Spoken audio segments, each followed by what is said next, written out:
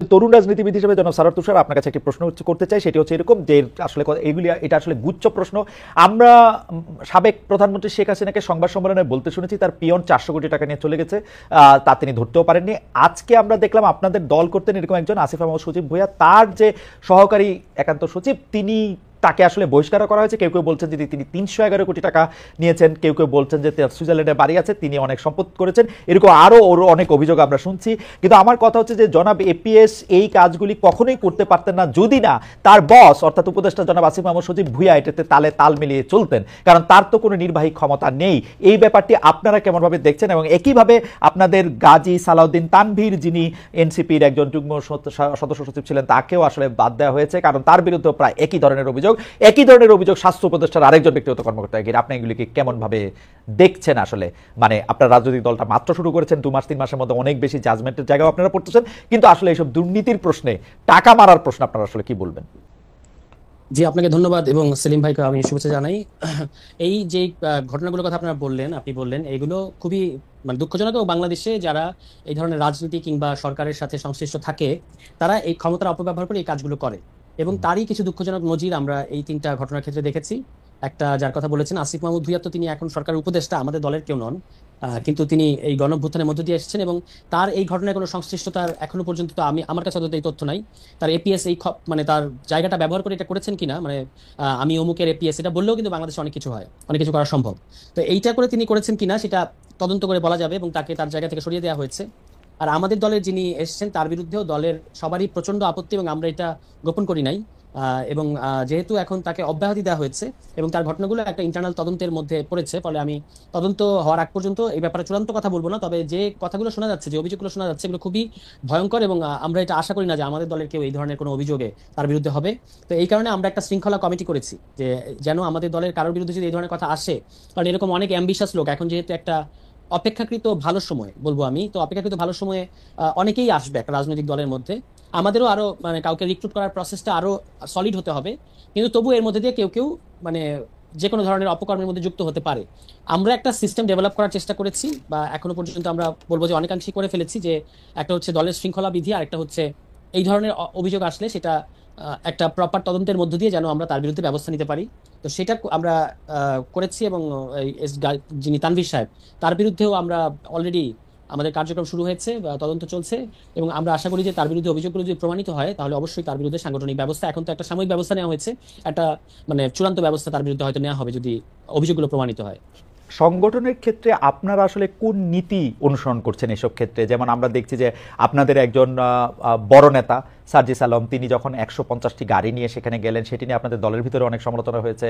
আমরা যখন দেখলাম যে আপনাদের একজন দলের বড় নেতা, উনি একটি বিরাট অফিসে বসে বিরাট করে একটু সিগনেচার দিয়ে একটু ছবি তুলছেন, সেটাও আপনাদের দলের মধ্যে অনেক সমালোচনা হয়েছে। আপনারা কি এগুলি দল থেকে উৎসাহিত করছেন, নাকি আপনারা দলের মধ্যে এগুলি প্রশ্নবিদ্ধ করছেন? আপনারা কি মনে করছেন যে আপনারা এরকম একটা দল হবেন যে যেমনি ইচ্ছা সে তেমন করুক, নাকি আপনাদের একটা নির্দিষ্ট একটা নীতিমালা বা গাইডলাইন আপনাদের আছে? আপনারা যে আমাদের পরিষ্কারভাবে আমরা চাই যে আমাদের দলের যারা নেতাকর্মী বা বিশেষত যারা কেন্দ্রীয় নেতা, এমনকি মহানগর বা জেলা পর্যায়ের নেতা, তারা যেন কোনো ধরনের অপকর্ম কিংবা এই ধরনের কর্মকাণ্ডে যেন না জড়ায়। তো সেই ক্ষেত্রে আমরা একটা প্রপার গাইডলাইন করেছি, এবং সেটা ইতিমধ্যেই আমাদের সংগঠনের নীতি নির্ধারণী ফোরামে প্রস্তাব করা হয়েছে। এটা আমরা একটা ওথ নেওয়ার ব্যবস্থা হবে আমাদের, এবং সকল সংগঠন সকল সংশ্লিষ্টরা এটাতে সাইন করবেন যে তিনি যদি এই নীতিমালা ভঙ্গ করেন, তাহলে তার বিরুদ্ধে আসলে সাংগঠনিক ব্যবস্থা নেওয়া যাবে। তো এখন যে এই ইন্টারিম পর্যায়ে এগুলো ঘটছে, এটা ঘটছে তার কারণ হলো যে চারপাশে এত টোপ এবং এত ধরনের এখন প্রলোভন, যেহেতু একটা নতুন সময় এবং এত ধরনের প্রলোভন, অনেকেই প্রলোভনে হয়তো জড়িয়ে যাচ্ছে কোনো একটা টোপের ফাঁদে পড়ে, যারা রাজনীতিটাকে এরকম পয়সা বানানো কিংবা রাজনীতিকে মনে করেন যে একটা ক্ষমতা ব্যবহার করে নিজে ফুলে ফেপে ওঠা, তারাই সাময়িক সময়ের মধ্যে এই সুবিধাগুলো নেওয়ার চেষ্টা করবে। কিন্তু আমরা আমাদের দলের দিক থেকে খুবই স্ট্রিক্ট। আমাদের দলের কারো বিরুদ্ধে এই ধরনের কোনো অভিযোগ উঠলে তাকে কোনোভাবেই এই দলের রাজনীতি করতে দেওয়া হবে না, তার বিরুদ্ধে ব্যবস্থা নেওয়া হবে। অন্য যেটা বলেছেন যে শোডাউনের প্রশ্নে, এটা আমরা অনেকবার বলেছি যে আমাদের ক্ষেত্রে দুটো ডিলেমা তৈরি হয়েছে। একটা হচ্ছে আমরা বলছি একটা নতুন রাজনৈতিক বন্দোবস্তের কথা, আবার আমরা যখন স্থানীয় পর্যায়ে যাচ্ছি তখন ইতিমধ্যেই অন্তত দুটো শক্তিশালী দলকে আমাদের মোকাবেলা করতে হচ্ছে, একদিকে বিএনপি, একদিকে জামায়াতে ইসলাম। আমরাও তো আসলে তাদের সাথে প্রতিযোগিতা করে ফার্স্ট পজিশনটা নিতে চাই। তো সেক্ষেত্রে যেটা হচ্ছে যে আমাদের অনেকের মধ্যে এরকম একটা চাপ তৈরি হচ্ছে যে কিভাবে আমি দ্রুত মানুষের কাছে পরিচিত হব, কিভাবে বা আমাকে যে একটা গ্রহণযোগ্য জনপ্রতিনিধি হিসেবে মানুষ মনে করবে, সেটার জন্য আমাকে কি কি করতে হবে। তখন কারো কারো মনে হচ্ছে যে আমাকে হয়তো একটা এমন একটা কিছু করতে হবে যে যার মধ্যে দিয়ে আমি দ্রুত অ্যাটেনশন পাবো।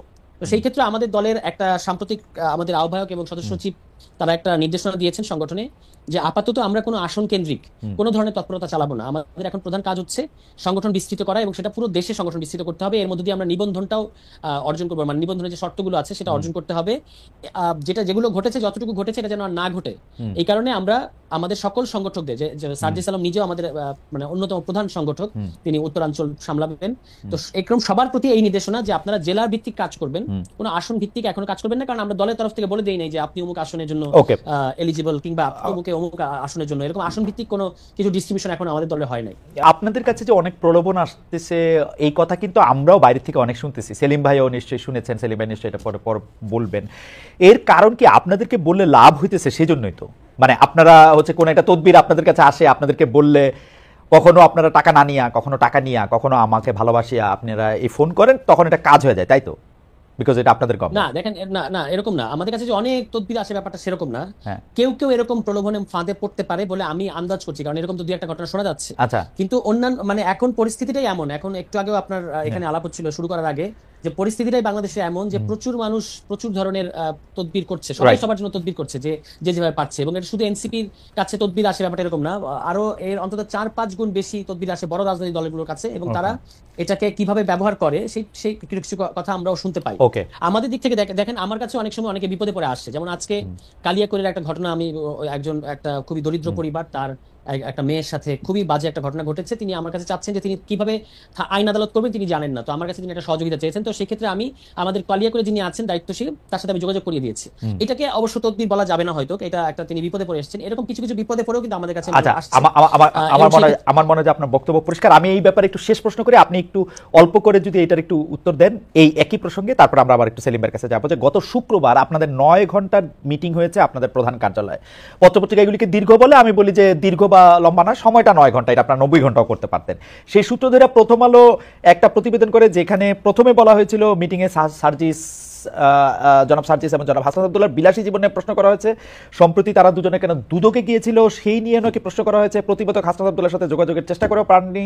প্রতিবেদন প্রকাশের পর জনাব হাসনাত আব্দুল্লাহ সব অভিযোগ অস্বীকার করে প্রথম আলোকে এক ধরনের হুঁশিয়ারি দেন, আলটিমেটাম দেন, তারপরে পত্রিকাটি তার সংবাদ বদলে ফেলে।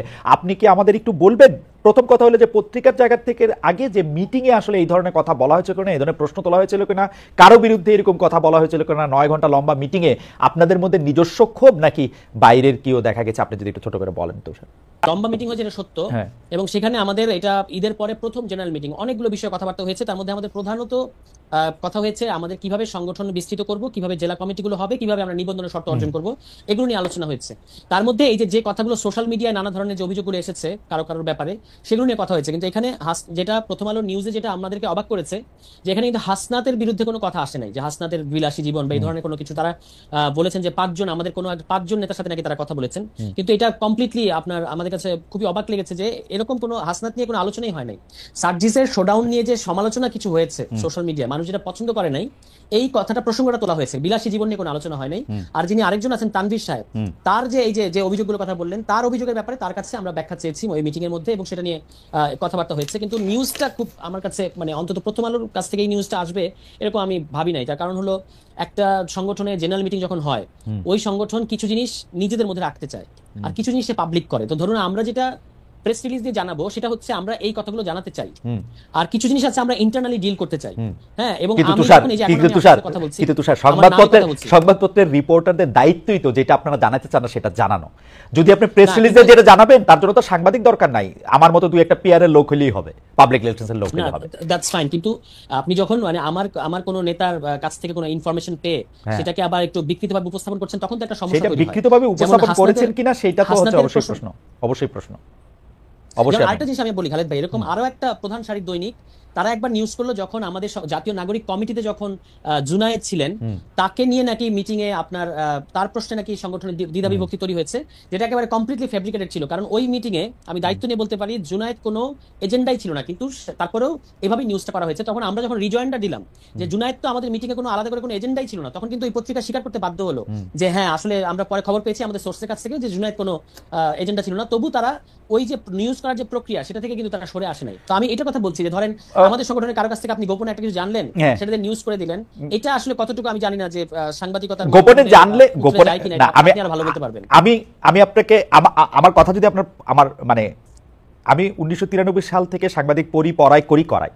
আমার আন্ডারস্ট্যান্ডিং অফ সাংবাদিকতা হচ্ছে যে যদি একমাত্র আমার দায় হচ্ছে পাবলিক ইন্টারেস্টের কাছে, আপনার কাছ থেকে যদি কোনো তথ্য আমি অফ দ্য রেকর্ড জানি, অবশ্যই এটা আমি জানাবো না, কিন্তু কোনো তথ্য যদি আমাকে ভিতরের কোনো সোর্স জানায় এবং এটা যদি আমি ভেরিফাই করে আমি এটা জানতে পারি যে এটা সত্য, এটা আপনার পছন্দ হোক না হোক, এটা আমার জানাইতেই হবে। এটা আমার সাংবাদিক হিসাবে এটা আমার দায়িত্ব, আমার কিছু করার নাই। মানে এতে আপনি আমাকে কম ভালোবাসবেন, এখন আমি আর কি করবো, একটু রিস্ক আমার নিতে হবে। বাট আপনি খুব পরিষ্কার, ঠিক আছে সেটা না খালিদ ভাই, মানে একটা হচ্ছে যে তথ্যটা তো সত্য হতে হবে, এখন তুষার আপনি একজন রাজনীতিবিদ, আপনার ফ্যাক্ট আর আরেকজনের ফ্যাক্টের মধ্যে একটু রসমন ইফেক্ট থাকার কথা, যে আপনি যেটাকে ফ্যাক্ট মনে করছেন আরেকজন থেকে সেটাকে ফ্যাক্ট নাও মনে করতে পারে।